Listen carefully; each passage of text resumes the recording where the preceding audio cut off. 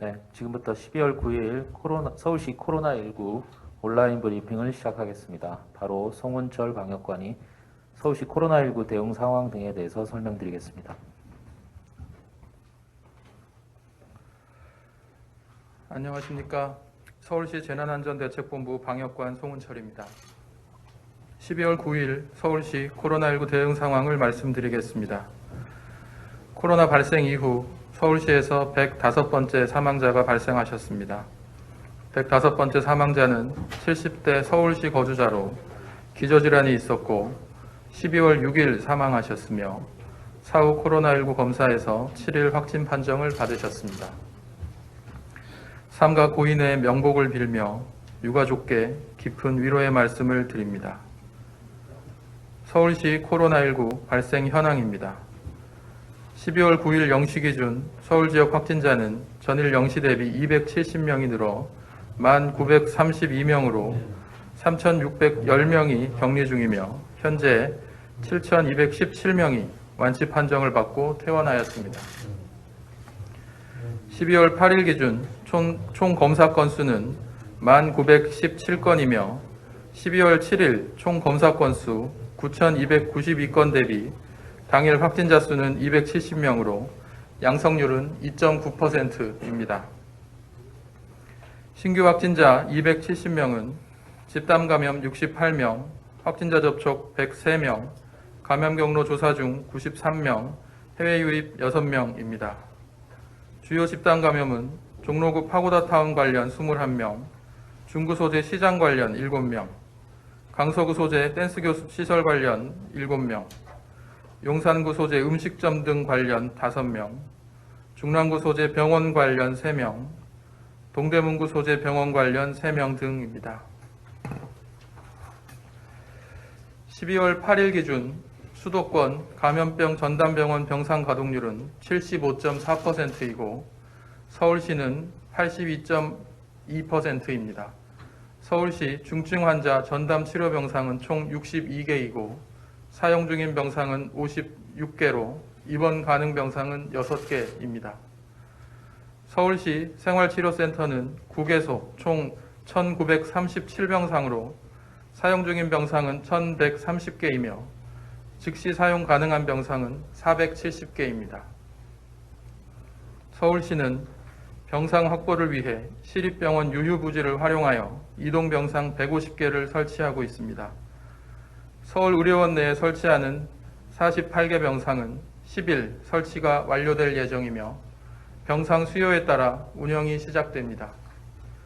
서울의료원 이동병상의 안정성을 확보하기 위해 차단벽이 설치되며 인근 어린이집 및 병원 직원들과의 이동 동선은 철저히 분리됩니다.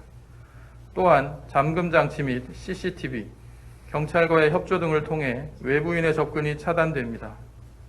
현재 이동병상의 안전한 운영 및 방역 조치를 위해 감염관리 전문가 자문을 진행하고 있습니다.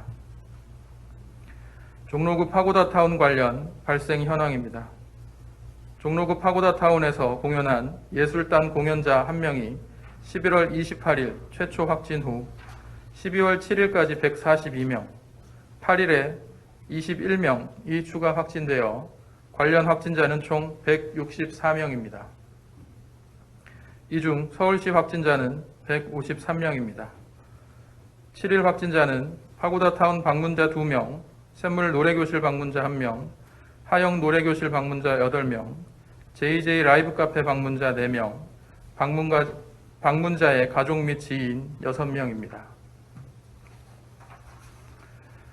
종로구 파고다타운, 샘물 노래교실, 세시봉 7080 라이브, 하영 노래교실, 동대문구 사과기획, JJ 라이브 카페, 종로구 하나 이발관 방문자 중 안전문자로 안내해드린 날짜에 해당하신 분들은 가까운 보건소 선별진료소에서 반드시 검사를 받으시기 바랍니다. 용산구 소재 음식점 등 관련 발생 현황입니다. 용산구 웨스턴 라운지, 투페어, 다이스, KMGM 업소 방문자 1명이 4일 최초 확진 후 7일까지 18명, 8일에 5명이 추가 확진되어 관련 확진자는 총 24명입니다.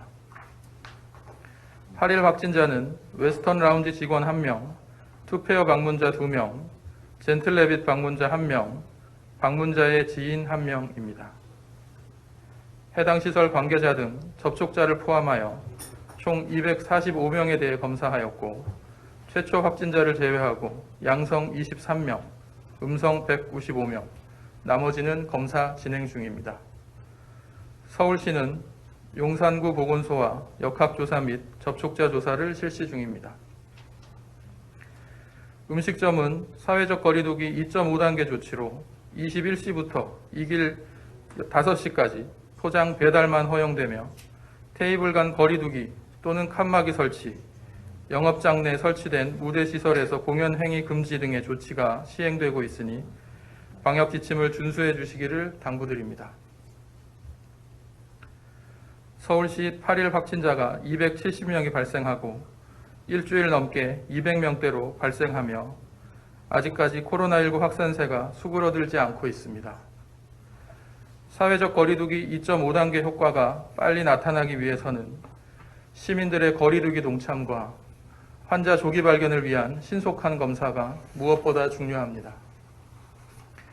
이에 서울시는 코로나19 검사 확대를 위해 보건소 선별진료소 운영 시간을 평일에는 21시까지, 주말에는 18시까지 연장하여 운영하며 증상이 없더라도 원하는 시민들은 보건소와 7개 시립병원을 방문하시면 누구나 무료로 검사를 받으실 수 있도록 하였습니다. 시민들은 의심 증상 시 자신과 모두의 안전을 위해 즉시 검사를 받으시기를 당부드립니다. 또한 철저한 거리두기를 위해 모든 장소에서 방역수칙을 준수하고 각종 대면 모임, 불필요한 외출과 이동을 자제해 주시기를 간곡히 부탁드립니다. 마스크 착용, 손 씻기, 거리두기는 항상 실천해 주시고 춥더라도 주기적인 환기, 소독 등 방역수칙을 철저히 지켜주시기 바랍니다. 시민이 백신입니다. 감사합니다. 네, 이어서 기자단 질의 답변 시간을 갖도록 하겠습니다. 실시간 온라인으로 받은 질문에 대해 답변 드리도록 하겠습니다. 먼저 동아일보 이지훈 기자의 질문입니다. 오늘 확진자를 포함해 현재 서울시 신규 확진자 중에 자택에 대기 중인 환자는 몇 명인지요?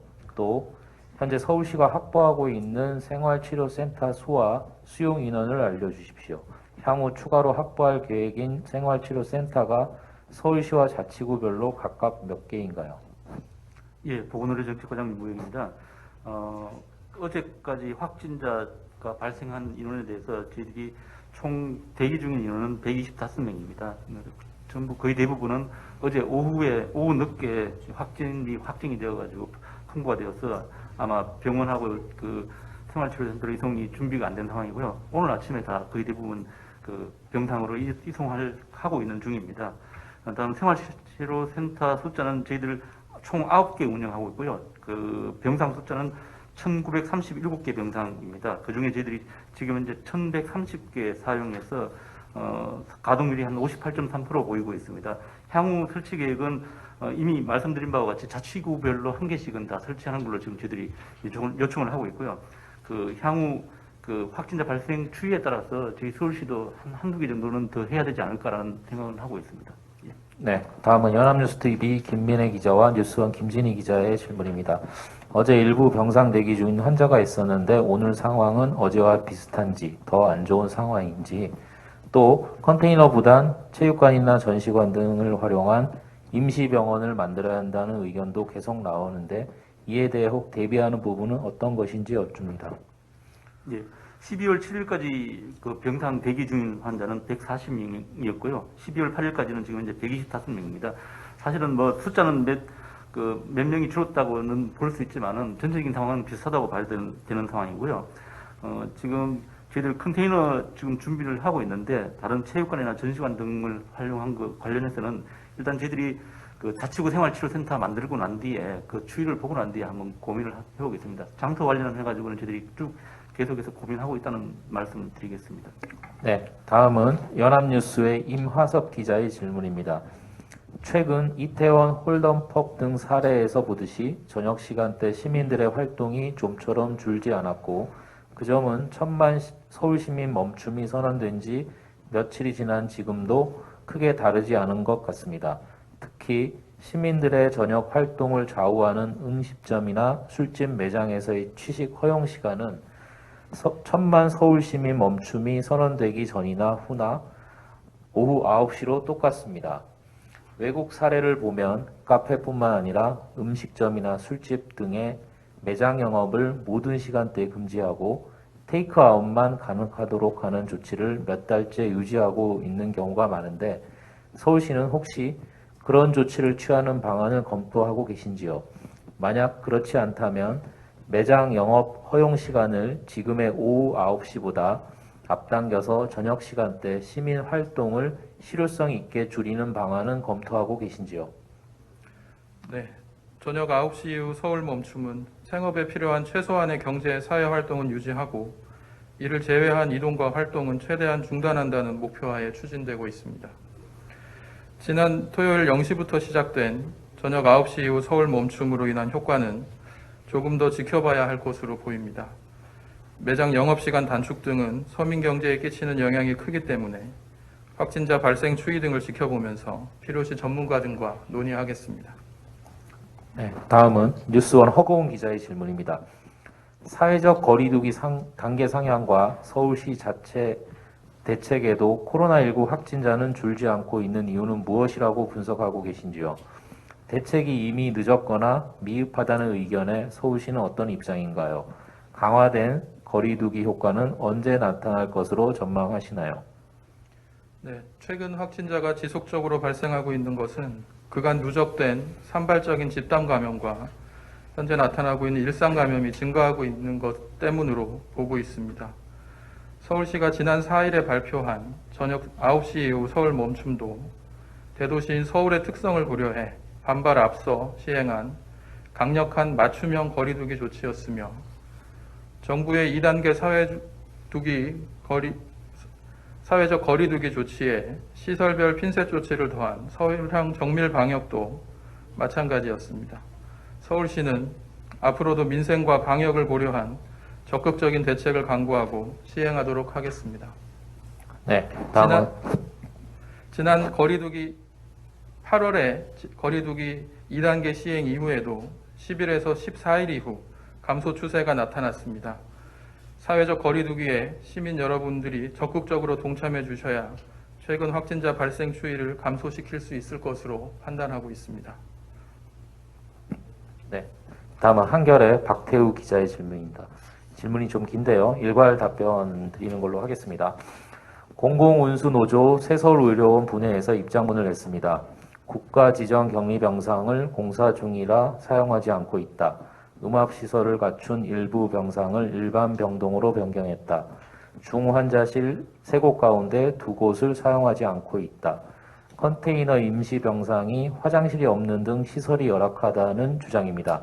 이에 대한 서울시 입장이 어떠한지 궁금합니다. 또 현재 의료 인력, 특히 의사가 부족하다는 지적이 제기되고 있는데 현재 서울에서 부족한 의사 간호 인력이 어느 수준이며 이를 확보하기에 어떤 노력을 하고 계신지 궁금합니다. 현재 자택 대기자가 몇 명인지, 이 중에서 생활치료센터가 아니라 병원 병상으로 입원해야 한다고 판단되는 사람은 몇 명인지 궁금합니다. 마지막으로 감염 경로 조사 중인 확진자 비율이 34% 수준인데 이러한 상황을 어떻게 인식하고 계신지요? 역학조사 인력 부족 탓으로 보시는지 아니면 추적 격리를 통한 통제가 불가능한 수준의 만연 단계로 보시는지요?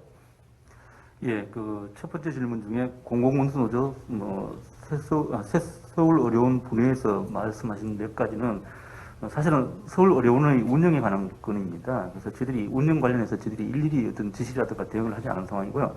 아마 그 서울의료원 형편에 맞게 자기들이 운영하고 있는 상황이라는 걸 말씀드리고, 다만 지금 저희들이 서울의료원이 저희들 공공병원 8개 중에 가장 많은 267명의 병상을 운영하고 있습니다. 그걸 지금 2월 달부터 지금까지 계속 운영하고 있는 상황이라 굉장히 의료진들도 지치고 힘든 상황이라는 걸 말씀드리고요. 거기에 따라서 아마 자기들 나름대로 자기 할 수 있는 많지는 제 역할을 다 하고 있다는 말씀을 드리겠습니다. 다음 그 끝에 질문 중에 저희들 뭐 임시 병상 관련해서 화장실이 없다는 이야기는 아니고요. 사실 화장실은 있습니다. 컨테이너당 한 개씩은 있고요.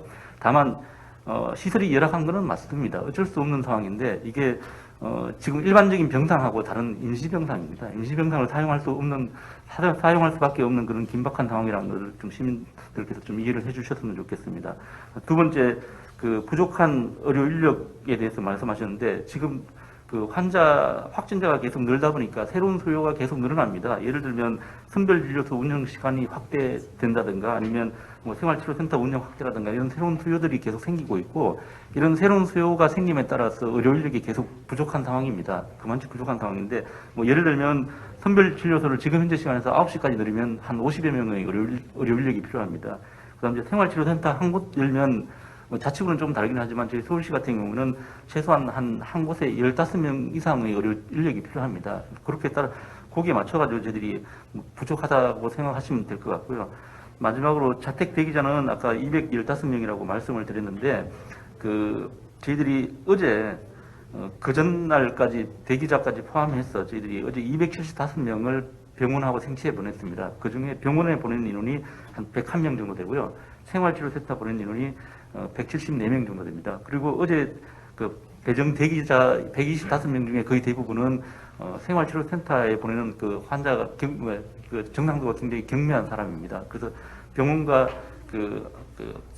생활치료센터 보내는 비율이 한 그 정도라고 보시면 될 것 같습니다. 예.